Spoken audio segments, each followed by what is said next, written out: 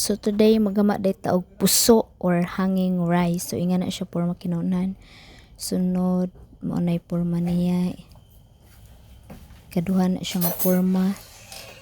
Sunod i-curly mo gamay, saka diri sa ibabaw ni ilusot na pod nimo. And then ayaw ba? Sunod ilusot pod ni siya. Gilusot po to nimo, so ilusot po na siya diha adapita. So sayon ra kaayo no ang pagama og puso. So birahan ang nas ibabaw kay ana ilusot na siya. Kanang mo na siya ilusot nimo des ibabaw. Nya kadtong usa nga nagbitay itagbo na sila diha, ilusot pud na nimo og pasulod. Kana siya ilusot diha sa murag nag triangular nga porma. Unya paghuman ana, so kanang nas ibabaw na sa right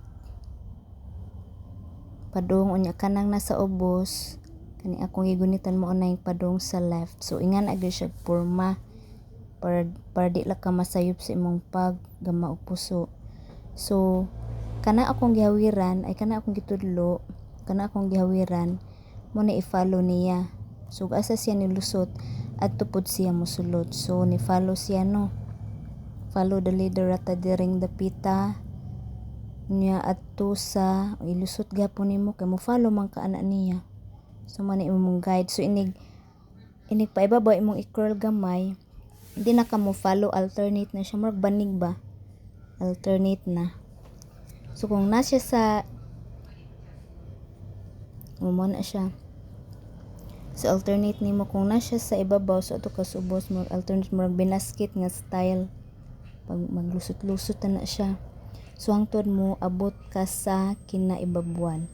So mao na last ni mga buhaton diha dapitan. So same po diri. So i-follow nimo ni kung gihawiran anang murag kanang foundation niya. So i-follow ug asa siya nilusot adto pud ka mulusot. Musunod ra kaniya. So mulusot nya mulusot gihapon na diri sa ilawom. Wa asa gihapon siya nilusot, mulusot. Ana siya mulusot nya inig paadto nas babaw. Imo na siyang ipa-curl. Semi-curl ba na siya? Imong ipa-curl na siya. I-curl na niya. Alternate na murag binasket style gihapon. So mo follow ra jud ka sa steps makagama na kag hanging rice or puso. So mo na siya ni follow hangtod nga moabot ka sa kinatumyan. Nag-abot na sa kinatumyan, mag-adjust na ka. So kana ani ka sa iyang foundation mag-una, mag-adjust imo ra nang i-follow isundon-sundon na nimo og asa na agi. So para ni makabuo ka og perfect nga puso, hanging rice or puso para ag imong bugas nigpano dili mga buwasot. O mo na siya ka-adjust ga-adjust ni ining dapita. Adjust na sunod ka rin na pong usa ka foundation. Diba duha na ka foundation?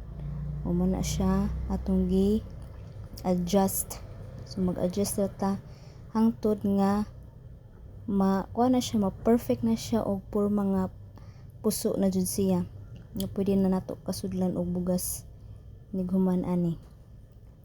So mao ni siya ang hanging rice or puso. So lami ni siya no. Lami ni siya dalon og mga ligo dagat or unsa pa mga techniques. So mo na siya no gi-adjust paghapon kay dagko pamangya pa mga buo makalusot ang mga bugas ng isud na to ani. So hapit na gamay na lang gyud kuwang makagaba na ta og perfect nga puso na pwede pud mo. So sa mga nagakalisod diha, so sayon ra gyud kaayo ang puso gamon, mo follow ra ka sa steps. Di wala lang jud kay masayop nga steps nga imong i-follow. Tanan sakto gyud, makabuo gyud kag perfect nga puso. So wala pa na-adjust no, hapit na gyud na ma-adjust. Na porma na gyud na siyang hanging rice or puso. So nindot ni siya no kay kanang eco-friendly kay Ni kuman nimo kaon kay ibalibag ni malata ra man ni. So dili siya plastic.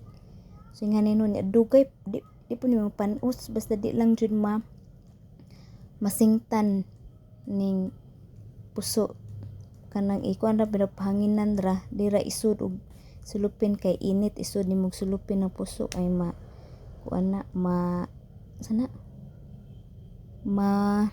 di na makaon kanang mapanos o mo na siya. So kuan ra ibitay-bitay ra guna siya sa kahanginan di na siya modaot.